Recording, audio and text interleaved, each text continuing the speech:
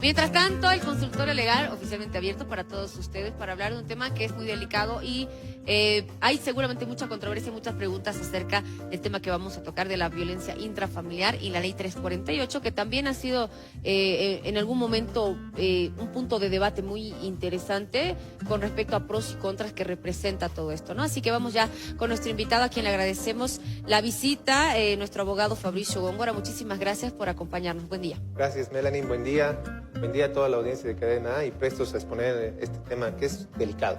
Es delicado, ¿no? Porque hay muchas personas que comencemos con el tema, dicen, yo no voy a denunciar la violencia que sufro, que no siempre puede ser violencia física, puede ser psicológica también, porque no tengo garantías, porque tengo miedo, ¿no es cierto? Tengo miedo a lo que me vaya a pasar a mí o a mis hijos. Sí, se ha estudiado desde la sociología, psicología, ¿no? Y varias ramas sociales. ¿Por qué no denuncia a las víctimas en este caso? Partamos de una premisa. La famosa ley 348, que data del 2013, mira, ya son más de 10 años en vigencia, Wow. establece hasta 16 tipos de violencia. Porque nosotros solemos normalizar que es un tipo de violencia, la física. Pero en realidad existe la violencia psicológica, la violencia económica, patrimonial y otros tipos de violencia que seguramente en otra oportunidad vamos a venir a desarrollarlas. Interesante. Pero definamos, la propia normativa en su artículo 6 te dice qué entienden por violencia genérica. Te dicen que es cualquier acción u omisión, abierta o encubierta, que cause la muerte, en el caso de feminicidios puede ser, sufrimiento, daño físico, sexual o psicológico a una mujer u otra persona. Ojo con eso. Muchas veces se ha, digamos, estigmatizado esta ley diciendo que solo protege a las mujeres. También puede alcanzar, en el caso a varones y o niños o adultos mayores, y que también esta acción puede generar un perjuicio en el patrimonio, en economía, fuente laboral, también hay violencia en el trabajo, Sí. y en otro ámbito cualquiera que sea, ¿no? Entonces, esta ley lo que hace es definir lo que es la violencia, establecer los tipos de violencia, y sobre lo que venimos a hablar el día de hoy, la violencia intrafamiliar, lo incorpora al Código Penal. Es decir, es un nuevo delito la violencia intrafamiliar a partir de la publicación de la ley 348. Ahora toquemos este punto de la ley 348 también para la gente que ha escuchado en algún momento, pero no está bien informada, porque hablábamos con nuestro invitado donde existen sobre todo hombres, porque la ley, como decían, para hombres y mujeres, pero sobre todo los hombres que dicen no está bien hecha la ley, porque han habido varios casos de personas inocentes que han llegado hasta la cárcel, ¿no es cierto? Que han sido mediáticos también estos casos, donde no eran culpables y las mujeres los acusaban de diferentes tipos de violencia. Sí, evidentemente esta ley ha sido cuestionada, incluso ahora que estamos en un calendario electoral tan álgido, varios candidatos hablan de esta ley. Lo cierto es que esta ley, estimada Melanie, establece la presunción de veracidad de la víctima. Ya. Es decir, una posible víctima, llamémosla así, porque se tiene que corroborar, ¿no? Sí. Esta posible víctima se le tiene que creer, pero además establece instituciones especializadas, llámese Fiscalía, Policía, a través de la Fuerza Especial de Lucha contra la Violencia, que ha sido creada por esta ley. A estas instituciones y otros que tienen que participar de manera activa en la averiguación de los hechos. Lo cierto es, y desde mi perspectiva y mi experiencia profesional, que la ley es dura, sí, pero tiene que serlo. ¿Por qué te digo, Melanie? En Bolivia, bueno, el país boliviano, a nivel latinoamericano, es el número 2 de la última década con mayor casos de feminicidios. Wow. Y obviamente el número 1 es México, pero México, si analizamos, tiene otra connotación. Es por el tema, ¿no?, de sus problemas internos con el narcotráfico. Pero en Bolivia es el número 2, es decir, el número 1 en situación normal, llamémoslo así, durante toda la década. Eso nos tiene que llamar poderosamente la atención. Otro dato que te vengo a dar, Melanie, si me permites, ¿Sí? es la cantidad de las denuncias. Mira, desde el 2013, que se ha puesto en vigencia esta ley, pues ese año únicamente hubo 13,000, únicamente lo digo sarcásticamente porque es un monto elevado. Claro. El año 2024 alcanzamos hasta 34,023 denuncias en Bolivia. Eso implica, si hacemos una división, hasta 93 denuncias por día.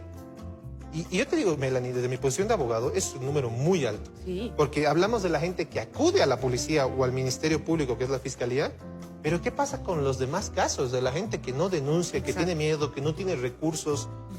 Es complicado. Entonces, está esa posición, ¿no?, que te dicen la ley es muy dura y también que la ley es necesaria porque la realidad, los datos estadísticos reflejan que tiene que haber esta normativa. Exacto. Bueno, y en algún momento también juega un papel fundamental, me imagino, la información. Muchas personas desconocen que esto es un delito y desconocen que pueden ir.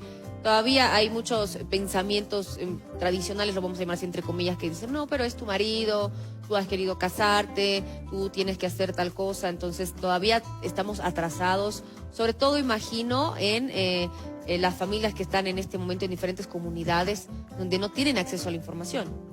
Así es. Precisamente, Melanie, la propia normativa establece que los medios de comunicación, y por eso felicito a Cadena A, tienen que difundir, ¿no?, este tipo de información. Lo cierto es que la sociedad boliviana, bastante conservadora en algunos lugares del país, hay que decirlo con franqueza, ¿no? Sí. Hay que decir a la población que no es normal. La violencia no tiene que ser normalizada, no es un acto de amor, no es un acto de compasión, y hay las instancias pertinentes como la Policía Boliviana, el Ministerio Público, que es la Fiscalía, quienes reciben denuncias. Y por cierto, la propia ley establece que tiene que ser bajo un principio de gratuidad. Ya, y ha habido modificaciones porque, claro, vamos a retroceder un poco cuando hablamos de la creación de la ley 348. A lo largo de estos años, hasta 2025, ¿ha tenido modificaciones la ley? Sí, sí ha habido algunas modificaciones vinculadas al procedimiento penal y también vinculadas a algunas circunstancias de cómo se va a dar la investigación de estos tipos penales, es decir, de estos nuevos delitos incorporados por la ley durante el sustanciamiento de un proceso penal. El proceso penal está dividido por etapas. La primera etapa preliminar, la etapa preparatoria, la etapa de juicio oral y la etapa de recursos. Entonces, sí ha habido algunas modificaciones normativas. Sin embargo, la estructura está así, ¿no? La incorporación, por ejemplo, del tema que vengo a hablar, que es la violencia familiar o doméstica, se encuentra estipulada en el artículo 272 bis del Código Penal boliviano. Bueno, hablando ahora también acerca de los casos, se han visto más los casos y se han sido más mediáticos en realidad los casos de violencia de hombres hacia la mujer, pero eso no deja de lado el hecho de que exista también violencia desde la mujer hacia el hombre. Sí, según los datos del Ministerio de Gobierno, en la gestión 2024, del 100% de la totalidad de las denuncias, hubo un 7,63% que fueron víctimas varones. Esto nos llama la atención también, ¿no? Desde la perspectiva académica se tiene que analizar que los hombres también pueden ser víctimas. Sin embargo, la naturaleza nos da a entender que biológicamente suele ser natural, por así decirlo, la tradición, ¿no?, conservadora, que el hombre es naturalmente el violento. Pero como lo conversábamos, Melanie, puede también darse esta situación. Y muchos pensaban que esta ley únicamente protege a la mujer, ¿no? Por ejemplo, la violencia familiar o doméstica abarca a todos los miembros de una relación que tenga una relación de la filiación. Puede ser incluso padres contra hijos, no sé, abuelos con nietos, etcétera, ¿no? Hasta el cuarto grado colateral sanguíneo. Entonces, eso también es bueno que lo sepan, ¿no? Mucha gente puede decir, no, solo es para mujeres, pero lo cierto es que también abarca, ¿no?, a los miembros de este núcleo familiar.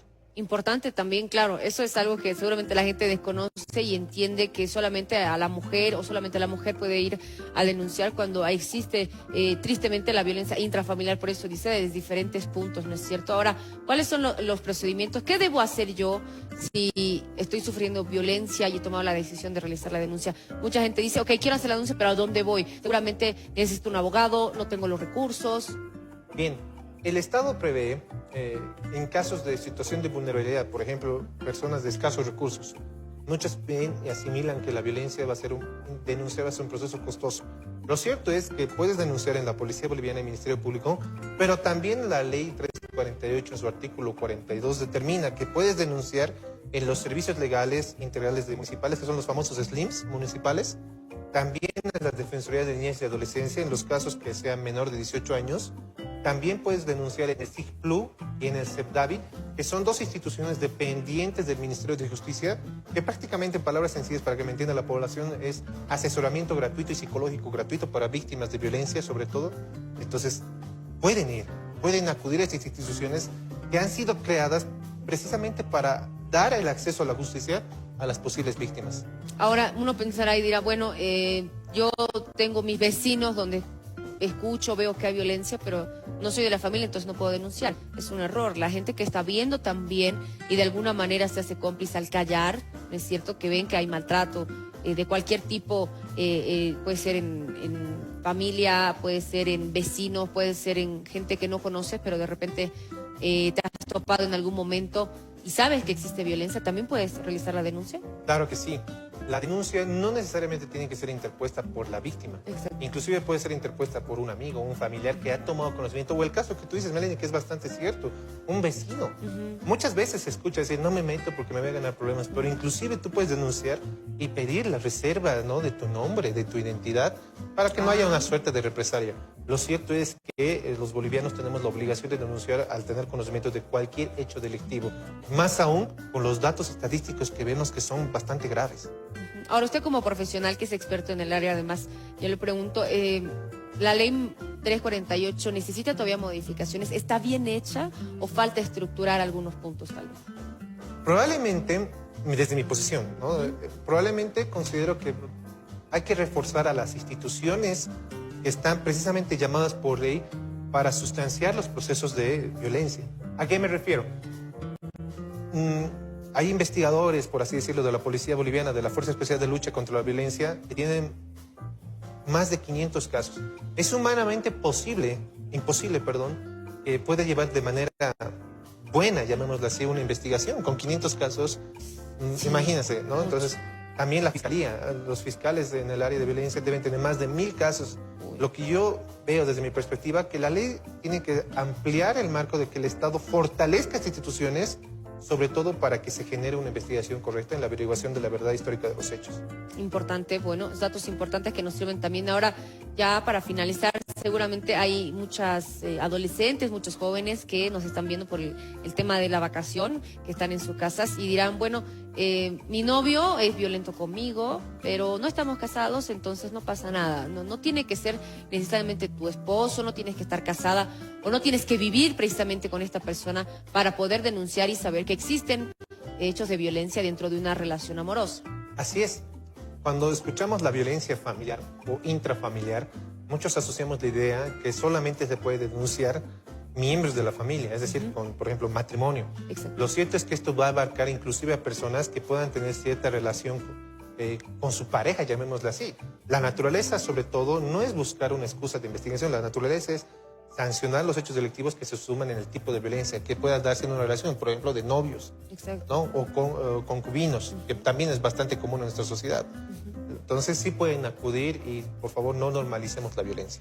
Buen mensaje. Muchísimas gracias por el Melanie. tiempo y la información. Sabemos que es importantísima para que usted, si no se queda con ella, la pueda compartir también. Si está viendo algún tipo de violencia, qué importante es el no callar, el dar ese incentivo o el también formar parte de la solución, ¿no es cierto? Así que para la gente que quiere encontrarlo para más información y consultas, ¿dónde lo encontramos, por favor?